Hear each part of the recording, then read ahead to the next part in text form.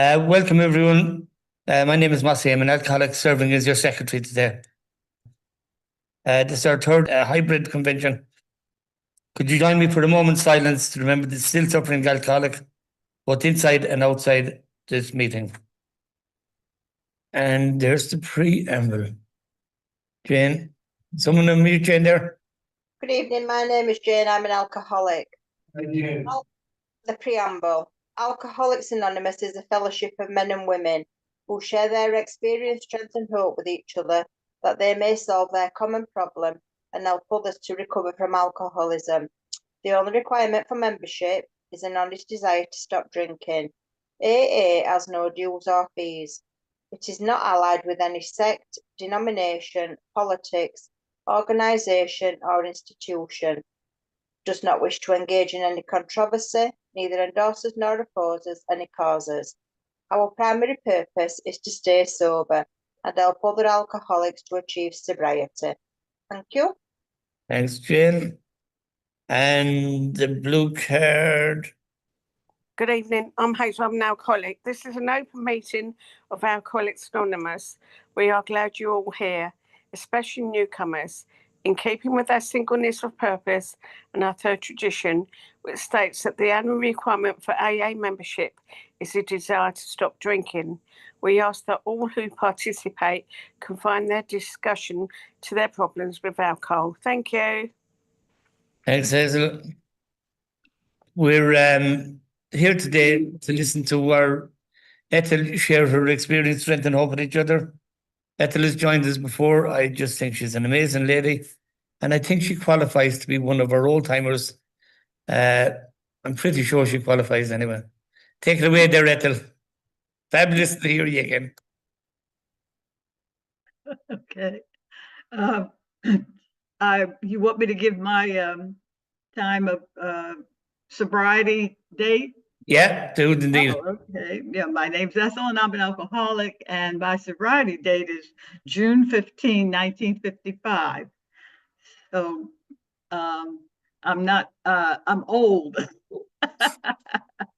But anyway, I'm glad to be here, and thank you for inviting me to share my experience, strength, and hope. And I was thinking, a song kept coming to mind. I'm a person, when I was drinking, and now that I'm been in AA, I still am a music person. I'm very much involved in music. But one of the things that, one of the songs that came to my mind today was the song. It was by Les McCann, a guy named Les McCann and Eddie Harris, and it was called Trying to Make It Real Compared to What? And my thought was that ever since I have been sober, really, I have been really working toward being authentic and being the person that I really am, not knowing really always who that is or what that means particularly, but you know, learning and developing, which this recovery program certainly gives you the tools to do. So the thing is, while I was actively drinking, I drank for about 10 years and started young and just, you know, now and then spasmodically. But then as I got into my later teens, I was able to have more access, because as in my teens, I was going out on weekends to parties and where there was alcohol. And I wasn't going to go to a party if there wasn't alcohol, because I really did not want to. I had gotten to the point where I really didn't want to associate with people that didn't drink. I thought if you didn't drink, you just didn't know what life was and what it was all about. And to me, keeping it real meant that, you know, you knew how to live, and living as you know, between the movies and theater and all that good stuff, you know, the thing was, the life was in the clubs where the music was playing and people were having raising their drinks and having fun. That's what I wanted. I wanted that kind of life. I did entertain thoughts of being a nightclub singer, but as my problem with alcohol developed, that was not a wise choice. So I found out that being in a club and singing when I wanted to sing, because after I had a few drinks, I felt like, well, if I don't feel like singing, I'm not singing. So the club owner never saw it that way. So you might say we had a parting of the ways. But anyway, in the meantime, I was, of course, a church girl. I sang in church. And there were, as I began to drink more, especially on weekends, sometimes it spilled over into Sunday morning. And there were people on the choir who objected to my standing next to them, breathing these fumes into, they were not happy about that. And a couple of them complained to the choir director. And of course, my thought was, look, you're just jealous because you're not living. You're so, so dull, and your life is so dead. You need to get a life. But that began to fade after a while because, of course, even though I was working and, trying to do all these things, after a while, alcohol begins to take a toll on how well you can work or how well you can do anything. And at that point, I was beginning to more or less live in an unreal world anyway, because mostly my experiences were that once I began to drink, of course, I wanted to act out. If I was angry, I was going to let you know I was angry. It didn't matter who I was angry with or what I was angry about. Half the time, I didn't even know. I was moody. People tried to, how sometimes people try to say, oh, what's wrong? I have no idea. I didn't know what was wrong. I just knew that, I had this feeling the little cloud was over my head, and I, just didn't want to be bothered. But the upshot of it was ultimately I made friends began to push me toward AA. They said, we think you need help. And of course, I didn't agree with that, but because actually I thought the idea is that if you can really drink a lot, then you are fulfilling the purpose of being out there drinking. What is the purpose in going out there drinking if you can't drink as much as you want? So I disagreed with the fact they said I was drinking too much. So anyway, they wanted me to go to AA and get help. And I did. There was an AA group. I had a friend who was going there. And I decided what I would do would be to go to these meetings, and I would show them that I could stop drinking anytime I wanted to. If I just not drink when I went to these meetings, and but I wasn't really interested in what was going on in the meetings, and I wasn't interested in any suggestions that were made or what the program was about. And as a matter of fact, usually I sat in a meeting, and as people shared their experience, strength, and hope, I debated with them. Either I felt, they're not telling the truth, that's a lie, or else I would think, well, okay, so maybe they did do that, but for crying out loud, why do they have to get up there and talk about it? I just completely missed the whole purpose of what AA was about. So, of course, in time, I did go back out, and as my intention was anyway. But the beautiful part of it was that the group, seeing that I needed help, understanding that I needed help. When I got married and while I was out there, and I came they knew my husband.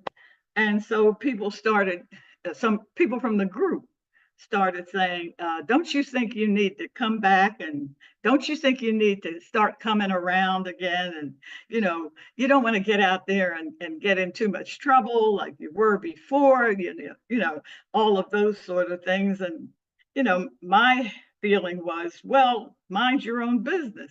So pretty much. But the thing was, things did get worse. And one of the things I had heard in the meeting was that alcoholism is a disease, it's progressive. So you may start out here or stop here, but if you go back, you're not going back to where you left off. You're going to be at a point farther down the road. And I found, unfortunately, that that was the case. I was frightened because I had begun having hallucinations, auditory hallucinations, visual hallucinations. I began to have blackouts, and unfortunately, I would be out and by myself sometimes because I like to go to these clubs and or to a bar, sit and drink, and unless somebody helped me home, I would, really just be kind of stuck. So it was becoming a nightmare, the kind of nightmare that I really had sat in the meetings and heard other people talk about, but I thought it had never happened to me. But it began to happen to me. And that was frightening. But like I say, I had gotten married. I thought that would kind of give me some kind of protection against a lot of these things that were happening. It didn't, because as long as I was drinking, the things got worse. So I finally recognized that the group was right. I needed to come back. I needed to start back all over again, right from the beginning. And I did get back into AA, and in 1955 is when I came back. And it's interesting to me now because people use the word surreal, meaning something is bizarre, unbelievable, dreamlike or whatever. But when I came to AA, it seemed surreal because I couldn't believe that I was actually sitting in this room with people sharing their experience. And now this time I was listening, and I was not acting out. I was, trying to display some sort of self-control which really was very poor. But, I was determined this time to listen and see what it was, what are they actually talking about? And that became real to me. That's when, really trying to make it real. It's funny, that song didn't come out in 1969, and I had been sober by that time 14 years. So it really was a song, though, that spoke directly to a lot of what I was feeling, that I was still struggling to be the real person that I did not know. And of course, taking the first step, I surrendered to that because I knew I was powerless over alcohol. My life was unmanageable. The second step, I took the group as my higher power, and I said, if they are going to help me, I'll have to listen to what they're suggesting for me to do. And they did suggest that I take the cotton out of my ears and put it in my mouth, and to, listen and learn and think on the things that I heard, and begin to practice these principles in all my affairs, and begin to understand that this is a recovery program, and the reason the steps are in, of course, at first I wanted to skip over some of the steps because I thought they're too hard. I can't do all that. But, I was told that the steps are there in the order that they are for a reason.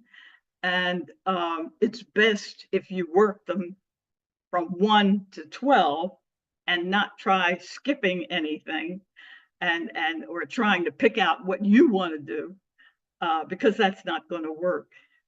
The big book says that some of us, get this program sometimes quickly and sometimes slowly. Well, I was one of the slow ones. I was very slow because I was always in my own way. I was always resisting the reality of what I needed to do. I wanted to make it real, but I didn't want to do the work to make it real. And so it was always this tug of war between,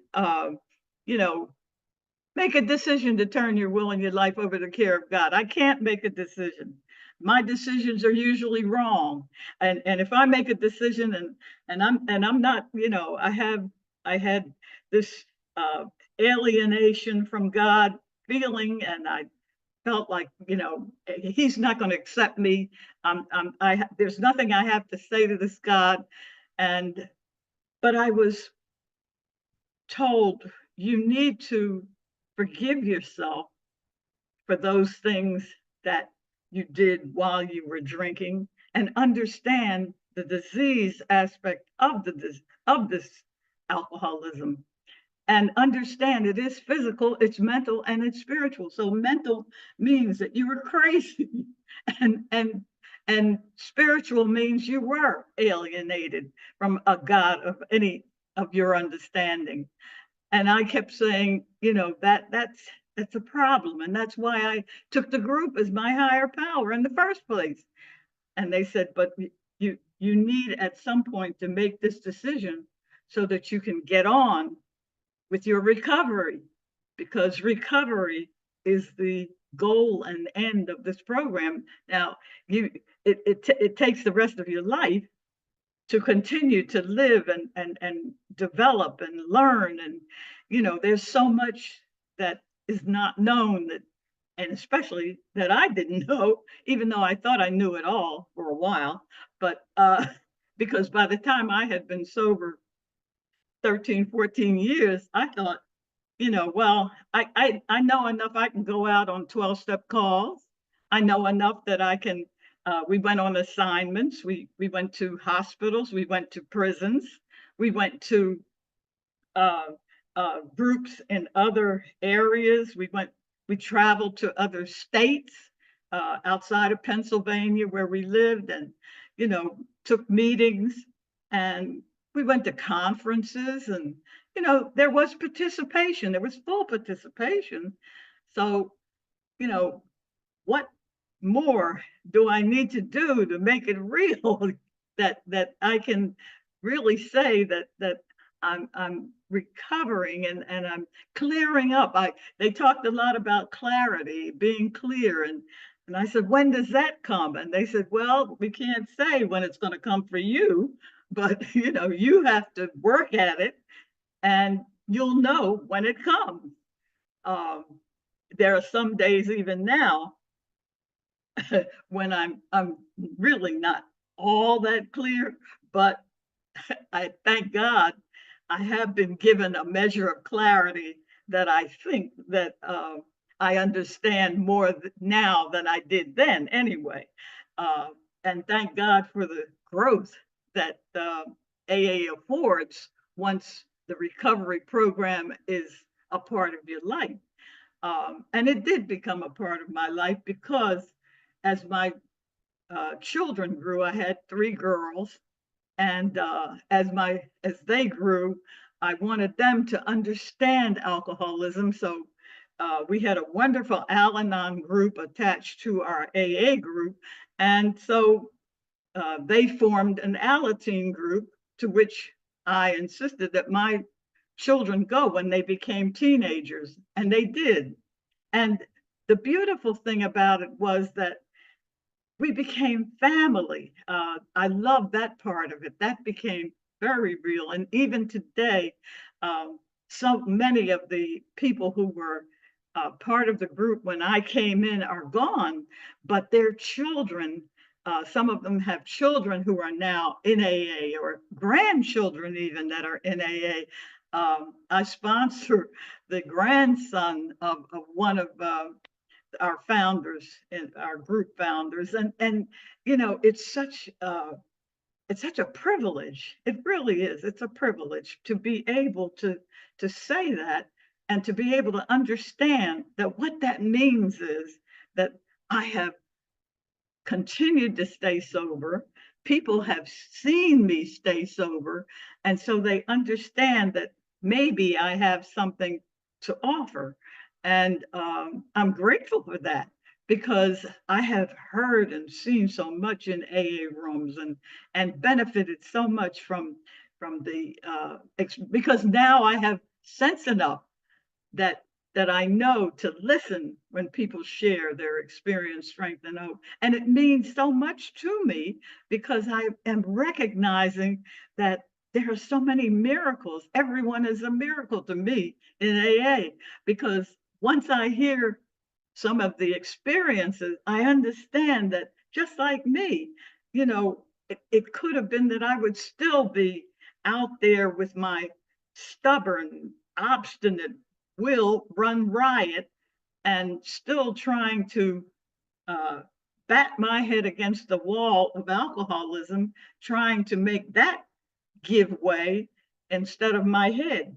And it really means so much that I have been able to live a life that has some substance and some meaning, and know that in my community that there are people now who look at me and don't see a drunk, and don't see somebody who's trying to figure it all out through a haze of alcohol, or who's trying to impress somebody.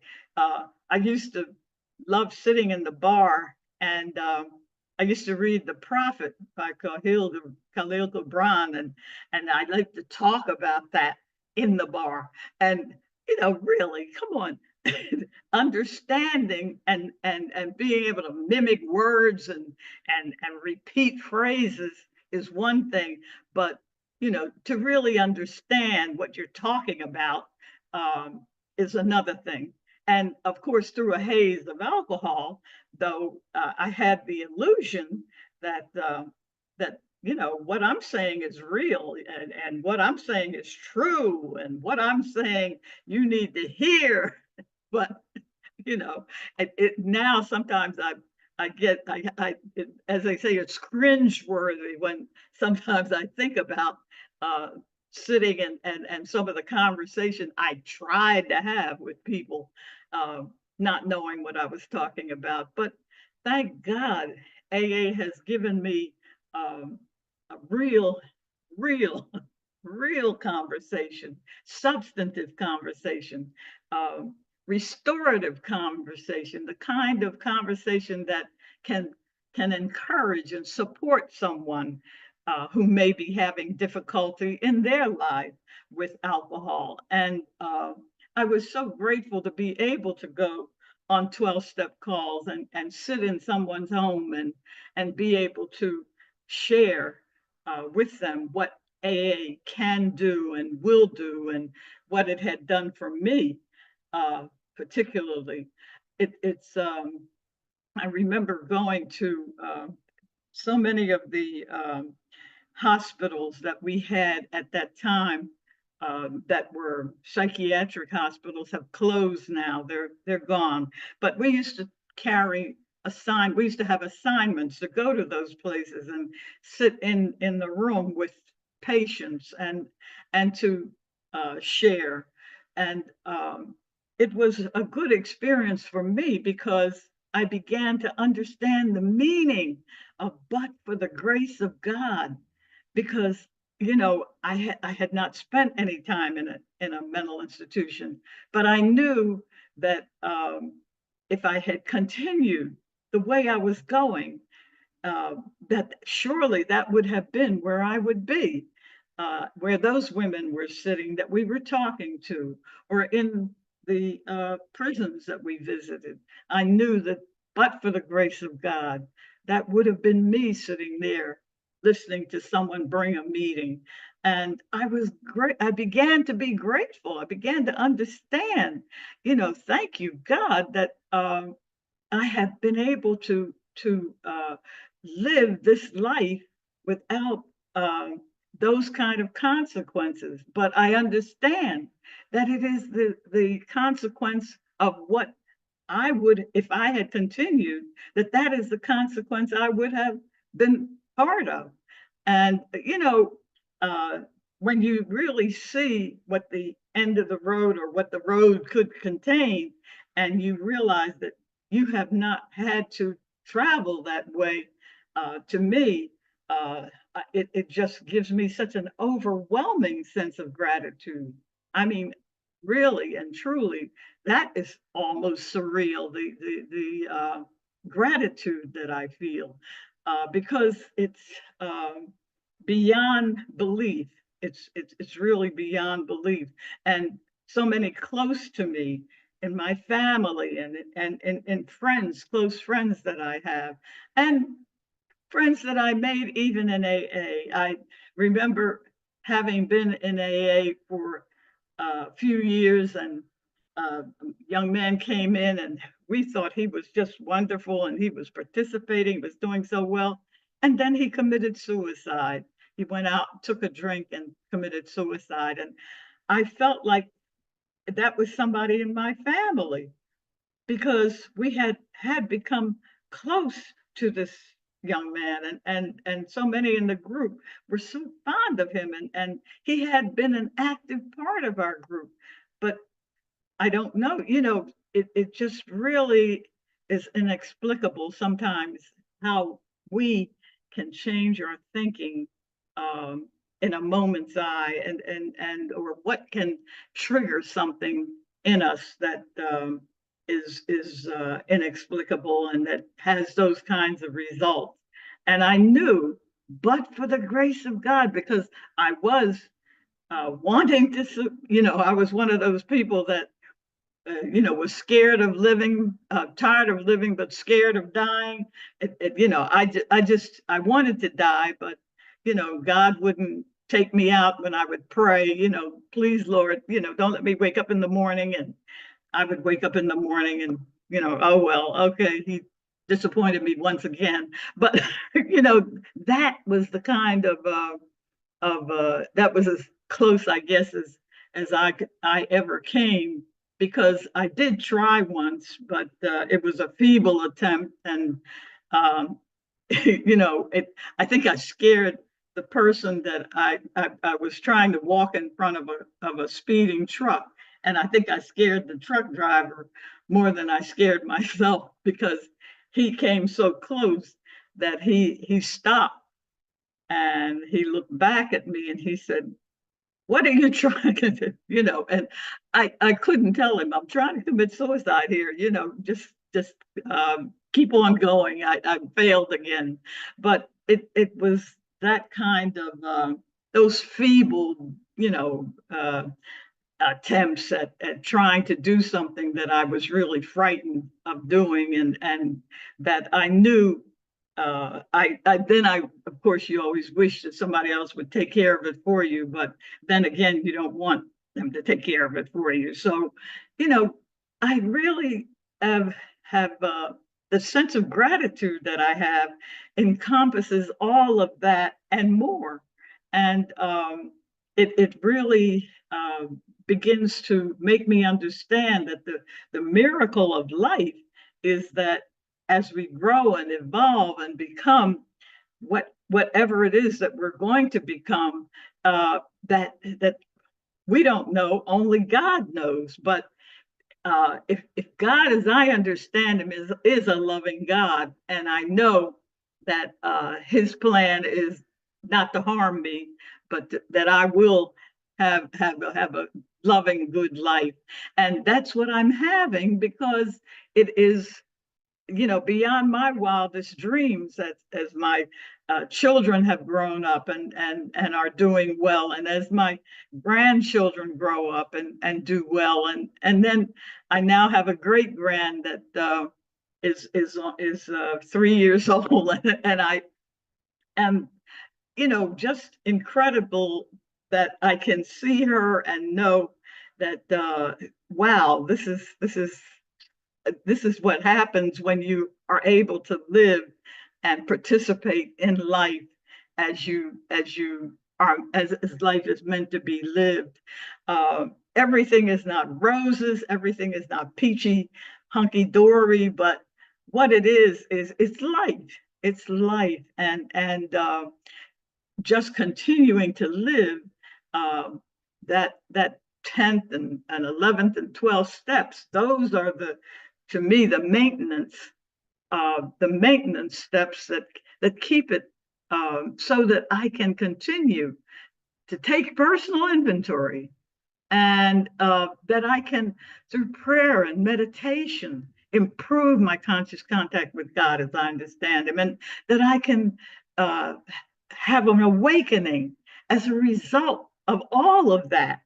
And the awakening also comes as I listen to you, and as I learn from you, and as I interact and with you, that interaction is also part of my awakening, because I'm awakening to the joy of knowing that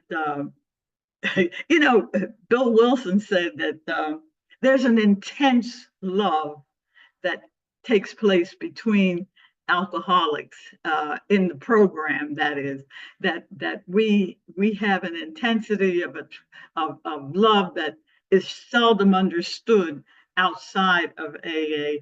And I believe that's true, because I think that the understanding that we have of each other, that the identification that we have, that the fact that I can, when, as you say, what your experience is and what your hope is, and that I can identify with that, and that is a bonding kind of love, the kind that means that I truly do want the best for you.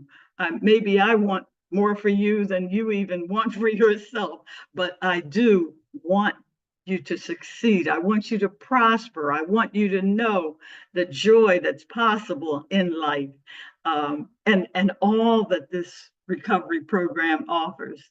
It just has so much that I've been going lately to some big book meetings, and just you can read that big book and reread it, but always there is more to be discovered, or more that opens up. And I find that a real experience that is illuminating, because after all this time, and having read the literature, it just becomes like, oh wow, I never saw that, I didn't see that. But to hear different perspectives on what these steps and what the big book is saying to us, and how meaningful that is, it just can inform a whole new way of thinking and understanding life.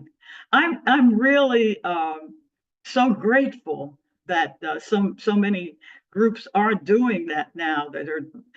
Because our group always did have a 12-step meeting, and we would have a 12 tradition meeting once a month. But I don't think we ever actually had a meeting on the big book itself, just reading through the big book. But there are so many groups now that are doing that it is, and at least they go up to the stories. And I really feel that it's valuable, because, and like I say, it just opens up a whole new a world of just what the founding those people. Well, the fourth edition anyway. I had the second edition when I came in. I don't know what happened to it, but I bought a fourth edition, and so that augments with the original stories with some additional stories, but with some writings. But those original writings by Bill Wilson and Dr. Bob and Dr. Silkworth, and those, all of that, um, those are such gems, and especially since those people are gone now, it's so valuable to be able to glean from what they have left behind of their writings and their thinking that we can have access to and use. We went to Founders Day last year, and it was just the most marvelous experience, because of course, on Zoom you get the experience of the wider world, but when you are in a place where so many thousands and thousands and thousands of people come together to where a founder lived, and that little house, and all that they have done to preserve the legacy of AA and to keep that history alive, and Dr. Bob and his wife, and also with Bill and his wife in New York. But I think we are beyond measure wealthy in terms of what has been preserved for us, and how we can still learn and develop from it. Because for me anyway, it continues to be learning experience, it continues to be growing experience, it continues to be developing experience, getting into traditions with groups and different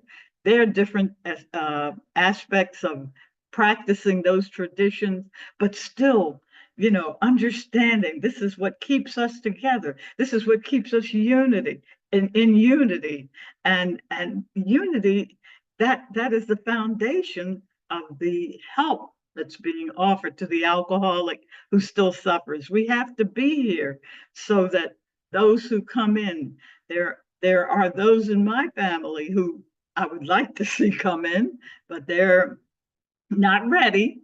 But I can continue to stay sober, and I can give the example of what sobriety can do, and how, as Stan, our guy on Wednesday night, says, we're not a glum lot, so we have fun, and we believe still in celebrating and in having the kind of fun now that we know what we're doing, and I don't have to wonder the next day, have somebody tell me, you know what you said last night, you know what you did.